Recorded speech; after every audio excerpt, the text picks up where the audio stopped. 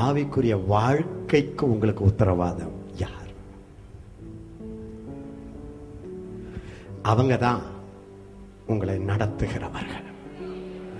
உங்கள் ஆத்துமாக்களுக்கு உத்தரவாதிகளாய் விழித்திருக்கிறவர்களானபடியால், உங்க ஆத்மாவுக்கு உத்தரவாதம் நானு நினைச்சு விழிச்சிருக்கிறபடியால், அவர்கள் துக்கத்தோட அல்ல சந்தோஷத்தோட அதை செய்யும்படி அவர்களுக்கு கீழ்ப்படிந்து அடங்குங்கள். இங்க கவனிங்க, அந்த நடத்துறவங்க உங்களை நடத்தும் போது சந்தோஷமா நடத்துற மாதிரி அவங்களுக்கு கீழ்ப்படிஞ்சிருக்கு.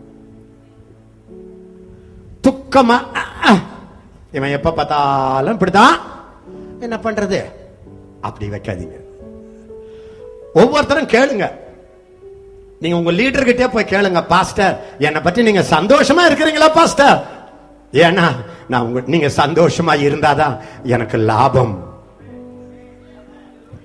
உங்களை நடத்துகிறவர்கள் உங்களை ஆத்துமாக்களுக்கு உத்தரவாதமாய் விழித்திருக்கிறவர்களானபடியால் அவர்கள் அதை துக்கத்தோடு உங்களை நடத்தாம சந்தோஷத்தோடு நடத்தும்படி அவர்கள் கீழ்ப்படிந்து அடங்கி இருங்கள். அடுத்த வசனம் அப்படியே, அவர்கள் துக்கத்தோட அப்படி செய்தால், துக்கத்தோட உங்களுக்கு பாஸ்டரா இருந்தா, துக்கத்தோட உங்களை பற்றி ஒரு கவலையோட நடத்தினால் அது உங்களுக்கு பிரயோஜனமா இருக்க மாட்டாதே. அதுல உங்களுக்கு லாபமே இல்லை.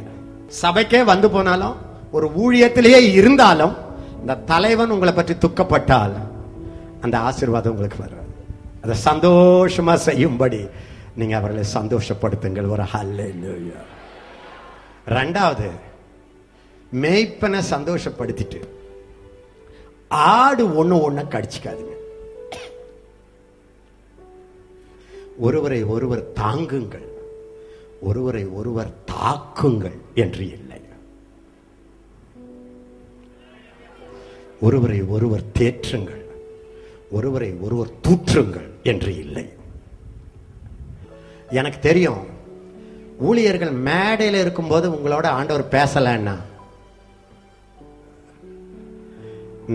நீங்க வீட்டுக்கு வந்தாலும், தேவதூதன் காபிரியல் வந்தாலும் உங்களால பேச முடியாது. ஒரு தேவ மனுஷன் அந்த ப்ராஃபட்டா, அப்போஸ்தலனா, பாஸ்டரா, எவாஞ்சலிஸ்டா இந்த மேடையில் நிற்கும் பொழுது கர்த்தர் உங்களுக்கு தேவையானதை சந்திக்கிறார். உங்க எல்லைய கூட்டுவதோ குறைப்பதோ தேவன் கையில் இல்லை, உங்கள் கையில் தான் இருக்கிறது. ஆண்டவர் சொன்னார், உன் எல்லையை விசாலமாக்கு, உன் திரைகள் விரிவாகட்டும். நீங்க கேட்கலாம், ஆண்டவரே எவ்வளவு விசாலம் நீங்க சொல்லலையே, 10 அடியா,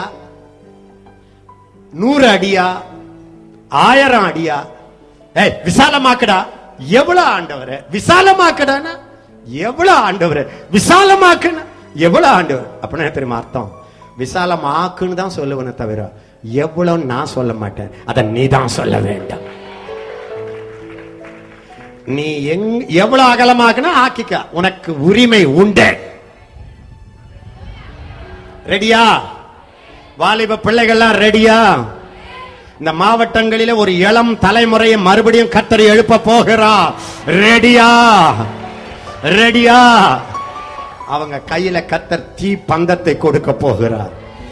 சத்துருக்கள் வேக வேகமா எழும்பிக் கொண்டிருக்கிறார்கள் இந்த பூமியில. அதே இடத்துல தேவ பரிசுத்தவான்கள் அக்கினியோடு இந்த பூமியில எழும்ப போகிறார்கள். எலியாவின் சேனைக்கும் பாகாலின் சேனைக்கும் யுத்தம் வலுக்கிற காலம் இந்த மாவட்டங்களுக்கு வந்துவிட்டது. கர்த்தர் தம்முடைய வல்லமை புயத்தை காட்டப் போகிறார். சத்துருக்களை நொறுக்குகிற புயத்தை காட்டப் போகிறார். ஹல்லேலூயா. இப்ப உங்களுக்கு தேவை ஒண்ணே ஒண்ணு. உங்க கண்ணால ஒரு 4 வசனத்தை பாத்துருங்க, நான் உங்களை அப்படியே அனுப்பிடுறேன். பிரசங்கெல்லாம் பண்ண மாட்டேன். சீக்கிரமா எடுங்க பார்க்கலாம். எபேசியர் 1:22-23 அண்டர்லைன் பண்ணிக்கங்க. எல்லாவற்றையும் அவருடைய பாதங்களுக்கு கீழ்ப்படுத்தி எல்லாவற்றையும் எல்லாவற்றாலும் நிரப்புகிறவருடைய நிறைவாகிய சரீரமான சபைக்கு அவர் மேல் மாளிகை முழுவதும் இசைவாய் இணைக்கப்பட்டு, மாளிகை முழுவதும் இசைவாய் இணைக்கப்பட்டு கர்த்தருக்குள் பரிசுத்த ஆலயமாக எழும்புகிறது. எல்லாரும் சொல்லுங்க, கர்த்தருக்குள் கர்த்தருக்குள் பரிசுத்த பரிசுத்த ஆலயம்.